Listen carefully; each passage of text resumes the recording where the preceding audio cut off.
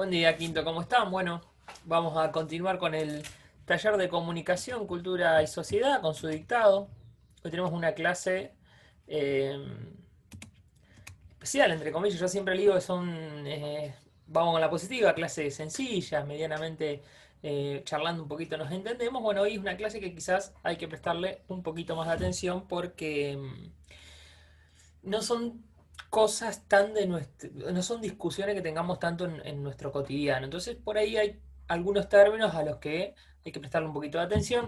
No significa que sea imposible de entender ni nada por el estilo, sino que lo van a resolver bien, pero sí tiene alguna complejidad un poquito mayor quizás a las últimas que vinimos trabajando. Sobre todo, ¿por qué? Porque hablábamos de lo cultural, de lo propio, de ese ser cultural argentino, de nuestras raíces, entonces cosas que estábamos quizás más familiarizados, ¿sí? Ahora vamos a hablar de, como ya lo introducimos la semana pasada, ¿se acuerdan que hablamos de culturas populares, culturas letradas, cultura de masas y la irrupción un poquito de los grandes medios de comunicación? Bueno, de eso se trata la clase de hoy, vamos a denominarla la revolución participativa, que en realidad es un título simplemente para que abarca un montón de cosas que vamos a ver ahora. Pero vamos a empezar diciendo que durante miles de años la forma de comunicarse, miles, no, podríamos decir cientos, más de 1000 años, obviamente, fueron directas, ¿sí? La humanidad durante muchísimo tiempo se comunicó mediante el boca en boca, mediante el encuentro cara a cara, y eso no mutó tan rápidamente. Mucho después se registraron en libros.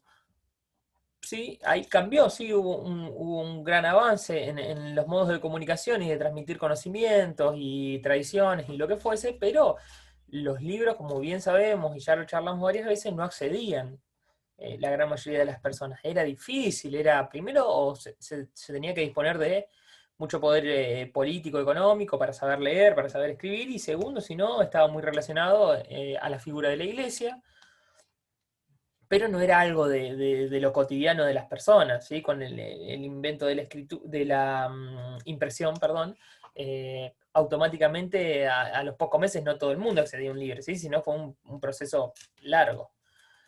Entonces podríamos decir esto, que los tiempos históricos de la comunicación fueron largos. No mutaba todo de un año para el otro, ni siquiera de una década a la otra, sino que eran procesos de avances lentos, digamos, o al menos así lo podemos sentir hoy. Pero estos avances han cambiado desde mediados del siglo XX, ¿sí? Eh, Vamos a hacer un resumen muy cortito, no vamos a entrar en la historia de los medios de comunicación hoy, pero el cine y la radio podemos decir que fueron dispositivos democratizantes. ¿Por qué democratizantes? Porque ayudaron, primero, ¿no? Para tener en cuenta lo siguiente, tanto para escuchar algo en la radio como para ver una película, uno es verdad que necesita los elementos. Uno necesitaba o poder ir al cine o tener un aparato que transmita la radio, pero no necesitaba tener conocimientos como sí los necesita la lectura, por ejemplo. Entonces, ahí ya podemos hablar de que abarcaba quizás a gente no letrada, eh, que no necesitaba más que tener el elemento para acceder a esa radio o a esa película. Y además porque llegaban a muchos hogares. Y ayudan a configurar la imagen de lo nacional, dándole espacio incluso a nuevas formas de expresión que la alta cultura, los letrados, como veníamos hablando hace clases anteriores en las culturas de élite, solía rechazar, ¿sí? Porque las sentía como vulgares. Entonces empieza a haber mucho más lugar para la música popular, para las representaciones del ciudadano promedio en la televisión, en el cine. Entonces empieza a democratizar bastante el conocimiento. Con la televisión esto se maximiza, ¿sí? Explota y ya avanzado el siglo, el siglo XX también, y también con el siglo XXI ni hablar, empieza a desdibujarse los límites tradicionales entre lo público y lo privado. ¿Sí? La televisión, la radio ya lo había hecho, pero la televisión empieza como a dibujar todo este límite entre lo público y lo privado. Pensemos, ni hablar en formato como Gran Hermano, ¿sí? ¿Qué es público? ¿Qué es privado? qué es parte de mi vida privada, si lo estoy transmitiendo para miles de personas, por citar un ejemplo. Pero Internet es la estrella de este gran cambio. Vivimos, dice la diapositiva, en un flujo de imágenes constante. ¿Sí? Yo estuve preparando ayer esta clase y no puedo desprenderme por momentos del celular. Hago un poco, miro, hago otro poco. ¿Sí? Hoy vivimos ante un flujo de imágenes constantes. De hecho, que yo esté en un cuadradito acá, sumado a las diapositivas, y se vea mi imagen, contribuye a que esto sea menos monótono. Lo mismo que estas imágenes que van apareciendo complementen el video, hacen que sea menos tedioso. Si yo estuviera hablando durante media hora, probablemente les resultaría inmirable. Capaz que esto también les resulte inmirable, pero la imagen contribuye, el flujo de imágenes es lo que nos mantiene alertas y nos mantiene con nuestra atención, ¿sí? E incluso los comportamientos sociales, ¿sí? Cambiamos el estar juntos por estar conectados. Yo hoy me puedo sentir totalmente conectado con alguien sin la necesidad de que estemos juntos. Entonces, van cambiando muchos aspectos de nuestra vida. Incluso, por ejemplo, el lenguaje, ¿sí? Hoy nadie, si alguien me manda un WhatsApp diciéndome en lugar de por X, yo lo entiendo perfectamente. Que viene ¿por qué? Porque viene del ahorro de espacio a la hora de escribir, ni hablar cuando existían los mensajes de texto. Quizás ustedes son más chicos y más chicas, pero si vos superabas determinados caracteres, se te cobraban 2 mensajes. Entonces, ¿sí? Hay un ahorro utilizando la X en lugar del por, o incluso yo puse acá entre paréntesis ja, ja, ja, ja, porque a veces la comunicación virtual nos hace que nos expresemos de manera que en persona no lo haríamos. Y el jajaja para demostrar cierta calidez en la charla, para que no suene tan fría una respuesta, va cambiando el lenguaje, ¿sí? Uno por la vida no va ante cualquier comentario riéndose. Y si ustedes se fijan en sus charlas de WhatsApp, seguramente lo utilizan más de lo que lo utilizarían en persona. Pero lo que vamos cambiando somos las personas en nuestros roles de consumidores, ¿sí? Este título que dice participo, luego existo, ¿de qué trata? Bueno, de esto, de que los públicos ya no se quedan en silencio. Y empiezan no solamente a participar, sino a organizar esa participación y hacer oír su voz, dice la diapositiva, ¿sí? Pensemos, a principio de año, parece que fue hace muchísimo, hubo una comunidad de espectadores que hizo cambiar el resultado de un reality, que fue Bake Off, al cual lo llevamos acá y adherimos, como hemos hablado en las clases presenciales, y Bake Off cambia su final por el comportamiento de su público, que empieza a exigir un supuesto fraude a través de las redes sociales, y miren hasta dónde llega, ¿sí? Esto hace 30, 40 años quizás era impensado. ¿Por qué? Porque dejamos de ser espectadores para convertirnos en usuarios. ¿Sí? Somos usuarios, tenemos voz, tenemos opinión, nos podemos organizar y podemos incluso influir en el desarrollo de ciertos contenidos. Antes, quizás hace algunas décadas, lo máximo que podíamos hacer era juntarnos con un vecino y decir, che, ¿viste lo que fue este final? Sí, la verdad no me gustó para nada, no. Bueno, hoy eso cambió, hoy somos usuarios, somos un poco dueños de esos contenidos. No solo nuestro rol de consumidores, sino también imponiendo condiciones para quienes producen los contenidos. La industria cultural se ve obligada a cambiar las reglas del juego, ¿sí? Pensemos en las discográficas, que ustedes ya prácticamente empezaron a consumir música sin existencia o sin tener la noción de que por detrás hay una discográfica.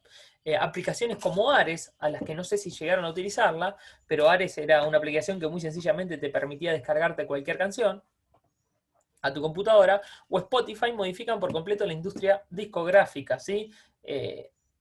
No creo que muchos y muchas de ustedes se hayan comprado más de 1 o 2 discos en los últimos años.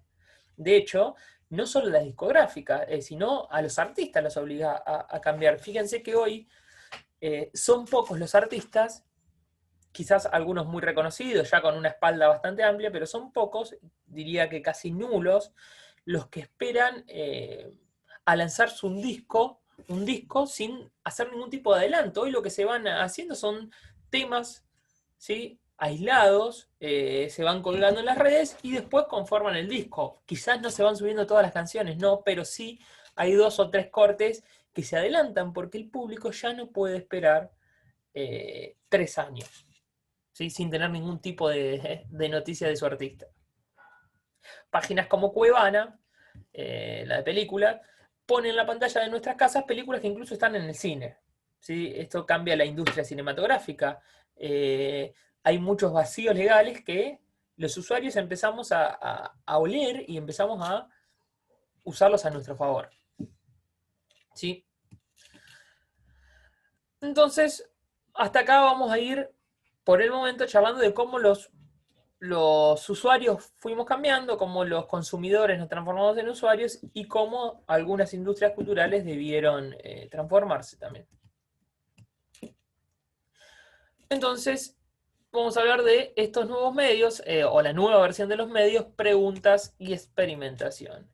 Y vamos a hablar de un pensador argentino que se llama Carlos Scolari, vive en Madrid, que nos dice que las nuevas formas de comunicarse se diferencian de las tradicionales en algunos aspectos. Es decir, las nuevas formas de comunicarse y de los medios de comunicación se diferencian de los antiguos en algunos aspectos. ¿Cuáles? Bueno, para arrancar dice que hay una transformación tecnológica, ¿sí? Hoy todo es tecnológico, hoy todo está acá. Y también nos dice que se rompe la lógica de uno a muchos a favor de la de muchos a muchos. ¿Qué significa esto? Con un ejemplo muy gráfico, ¿sí? Hasta hace un poquito tiempo, el uno a muchos significa que había una voz que se distribuía a muchísimas personas. Ya piénsenlo en cualquier tipo de medio, piénsenlo en un diario, piénsenlo en la televisión, piensen así. Ahora, Internet, las redes sociales, lo que hace es transformar el muchos a muchos. Ya no hay una única voz generando contenido, sino que incluso, ¿sí?, los propios usuarios son quienes generan el contenido. Y fíjense un ejemplo bastante tonto, pero ¿quién no se mete a esta altura a veces a ciertas noticias para leer los comentarios y ni siquiera lee las noticias? Cuando alguno olfatea algún título que puede despertar algún tipo de comentario interesante, picante, algún tipo de... vos decís, bueno, acá voy a encontrar algún meme bueno, ¿sí? Y me voy directamente a los comentarios. Se impone el hipertexto, que son sistemas de enlaces on link por sobre las formas de texto lineal. Es decir, hoy incluso las noticias están conectadas con otras noticias. Uno con un clic puede estar ¿sí?, ¿no?, leyendo sobre algo y tenés el hipervínculo para ir hacia la otra noticia, o tenés el link para ir al videíto de eso que se te está hablando. Entonces, ¿sí?, la estructura lineal del texto se rompe. Está todo conectado en una misma fuente. Y los lenguajes antes diferenciados unos de otros, es decir, si uno antes quería escuchar algo, iba a la radio; si quería imagen, iba a la televisión; si quería leer, iba al periódico, etcétera, se combinan en entornos multimedia. Es decir, hoy en este aparato puedo leer, puedo escuchar radio, puedo mirar un video sin la necesidad de ir a la televisión, y puedo leer las noticias sin la necesidad de ir al periódico en papel. Es decir, todo se combina en entornos multimedias. Por último, si no me equivoco, lo que nos dice Scolari es que las prácticas y usos interactivos rompen con un consumo pasivo de parte de los espectadores, oyentes o lectores tradicionales, que es lo que hablamos en la diapositiva anterior, ¿sí? Entonces, vamos a hablar de un término, ¿sí?, relacionado a esto, que es la cultura de la convergencia. Este término es implementado por Henry Jenkins, es un pensador también de la comunicación. Mientras me tomo un mate horrible, créanme, porque se me enfrió. Lo que hace Jenkins es hablar de un cambio de paradigma en relación al antiguo comportamiento de los medios tradicionales y sus espectadores. Es decir, lo que veníamos hablando recién. ¿Sí? Son autores que se complementan y por eso están en una misma diapositiva y relacionados. La cultura de la convergencia o convergencia mediática es el flujo de contenido a través de múltiples plataformas mediáticas, la cooperación entre sus industrias y el comportamiento migratorio de las audiencias. Vamos a ir despacito con esto porque parece complicado, pero no lo es tanto. Pensemos la convergencia como una red toda conectada, ¿sí? ¿Sí? Productos conectados entre unos y otros y buscando, ¿sí?, la migración de los usuarios por todos esos productos. Ahora vamos a ver una imagen bastante ejemplificadora en un ratito. Entonces dice, tengamos en cuenta que por convergencia entendemos un proceso mediante el cual se modifican los modos de producción, pero también el modo de consumo de medios, ya que los destinatarios asumen un papel de prosumidores activos. ¿Qué significa la palabra prosumidores? Viene de prosumer, que es un juego de palabras que combina producer, productor, y consumer, consumidor. Entonces le pusimos prosumidor. Es como, viste, cuando uno dice viernes, cuando el feriado jueves y viernes, bueno, algo así. Miren qué ejemplo tonto que acabo de dar. Si lo pudiera cortar, lo cortaría. No, mentira. Entonces es una mezcla entre producer y consumer. ¿Sí? Entonces lo que nos dice es que ahora somos prosumidores y ya no somos destinatarios ni espectadores pasivos. Pero cuando hablamos de la convergencia, hay dos ejes que resultan inevitables en este fenómeno. Por un lado, la cultura participativa, lo que decíamos recién, que se basa en la capacidad de los usuarios de ser prosumers e interaccionar conforme a un nuevo conjunto de reglas no tan específicas. Y por el otro lado, la inteligencia colectiva. Empezamos a hablar de inteligencia colectiva. Cada persona tiene distintas capacidades y se puede realizar una relación entre los usuarios con el objetivo de lograr un conocimiento compartido, colaborativo y eficaz. ¿Sí? Empezamos a hablar ya no de cosas aisladas, sino de inteligencia colectiva. Todos podemos sumar algo, todas las personas tienen algo que decir y eso puede hacer un contenido incluso mejor. Y vamos a meternos con la narración transmedia, que es el desafío, ¿sí?, principal de la cultura de la convergencia, a lo que debe llegar y lo que deben cumplir los contenidos es hacer narraciones transmedia. Se basa en la circulación de contenidos a través de diversos canales. La narración transmedia es un tipo de relato donde la historia se despliega a través de múltiples medios y plataformas de comunicación y en el cual una parte de los consumidores asume un rol activo en ese proceso de expansión. ¿Sí? Esto pausenlo, léanlo de nuevo, fíjense que quizás parece medio enroscado, pero ahora van a ver una fotito y un ejemplo que es bastante sencillo. Entonces, dice, la narración transmedia es un tipo de relato donde la historia se despliega a través de múltiples medios y plataformas de comunicación. Es decir, hay una historia que se va desplegando a través de más de un medio y más de una plataforma de comunicación, y dice, en el cual los consumidores, o prosumidores, debería decir, mala mía, asumen un rol activo en ese proceso de expansión. Desde el punto de vista de la producción, es decir, de quienes hacen esos contenidos, requiere crear algo que enganche al público utilizando diferentes técnicas para impregnar su vida diaria. Para lograr ese enganche, una producción transmedia desarrollará historias a través de diferentes formatos mediáticos para liberar piezas únicas de contenido para cada canal. Es fundamental que estas piezas de contenido estén abiertas o sutilmente ligadas entre sí y que existe una sincronía narrativa entre ellas. Es decir, hasta ahora lo que más o menos entendemos es que va a haber contenido que se va a desarrollar en distintos formatos, pero que tiene que estar sutilmente conectados. ¿Sí? Y vamos a hacer el foco en esto, sutilmente conectado. Vamos a ver un ejemplo ahora.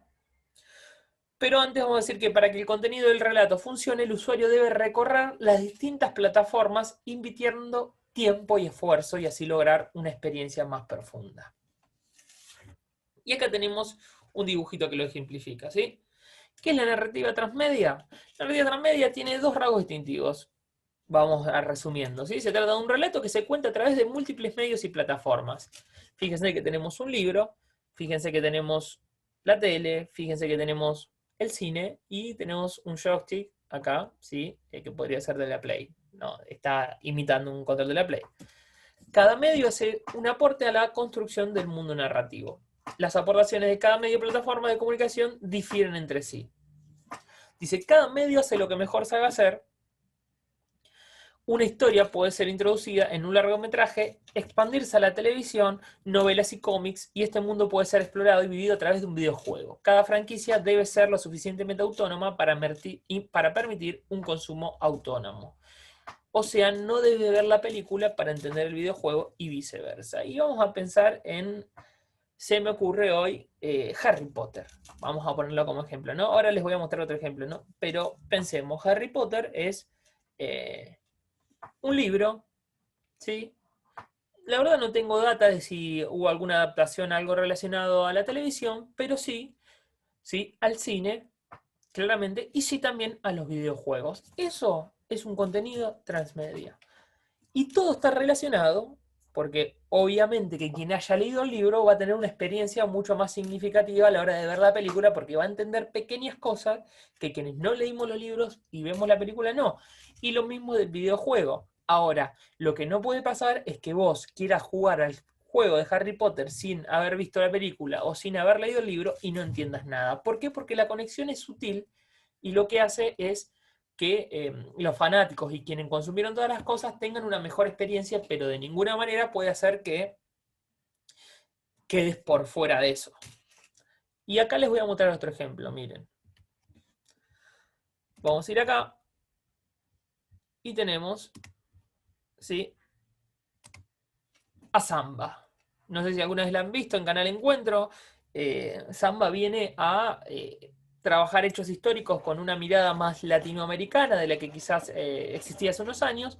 Pero lo interesante de Samba es que es una narrativa transmedia porque, pensemos lo siguiente, va primero por televisión, ¿sí? No se puede encontrar en los canales dibujitos, tiene muchísimo contenido preparado para la web, para espacios educativos en YouTube, donde sea, y también hace varios años se utiliza el personaje de Samba en manuales de las escuelas primarias. Es decir, ¿sí?, que el mismo personaje que te cuenta algo en un libro, en un manual, te lleva a ver un video de YouTube y también a un programa de televisión, ¿sí? Hay muchísimos ejemplos de narrativas transmedia, pero tanto Harry Potter como Samba me parece que eran un buen ejemplo. Y vamos a continuar con la diapositiva. Esperen que hay que avanzar. Y ahora el siguiente título es ¿qué pasa con las desigualdades? ¿Qué pasa con las desigualdades? ¿Sí? Como venimos diciendo, el avance tecnológico y la convergencia puede contribuir a la mayor circulación de voces, incluso la de los antes consumidores, que ahora somos prosumidores, usuarios activos, etc. Pero también aumenta las desigualdades. Y lo que veníamos hablando, hoy no contar con Internet no simplemente te priva, o con un celular, ¿sí?, ni una computadora, no simplemente te priva de eh, con lo que era quizás hace unos años de chatear un rato o jugar un juego, sino que te priva también de muchísimas otras cosas, de estar conectado con tus amigos, con tus amigas, de la vida social, de información económica, política, cultural. También te priva de el hecho de hacer la tarea. Pensemos ahora en la cuarentena, ¿sí? Pensemos en todas las personas que quizás no tienen acceso a un celular o eh, a una computadora con internet para acceder durante todos estos meses a la escuela, ¿sí? Es decir, hay una brecha muy grande entre quienes accedemos y quienes no pueden acceder a ello. Pensemos que hace poquito se estaba en discusión y se calificó a internet, creo que la televisión de cable, y no me acuerdo si algo más, como servicio esencial. Y hoy Internet es un servicio esencial para la vida de los seres humanos. Es innegable. No es simplemente perderte de, no sé, la conexión a modo de distracción o de juego, es perderte de la vida social. Aún existe un abismo entre quienes tienen acceso y quienes no lo tienen. Es necesario entender a lo tecnológico y a los servicios de conectividad como una necesidad contemporánea y como un derecho, no solo una necesidad, ¿sí? Hay una frase que es donde hay una necesidad, nace un derecho, y así debería ser en todos los aspectos. No tener acceso a ello significa hoy más que nunca no tener acceso al mundo. No todos partimos del mismo punto de salida. Tenemos el deber de equilibrar esa brecha tecnológica.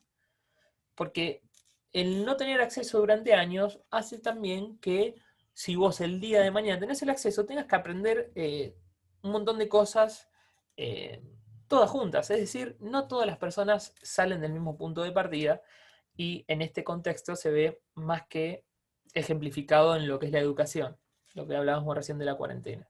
Entonces, bueno, nada, reiterar esto, ¿sí? Hay que tenerlo siempre presente, de que no todos y todas tenemos las mismas posibilidades y que un poco es nuestro deber equilibrar esa brecha tecnológica.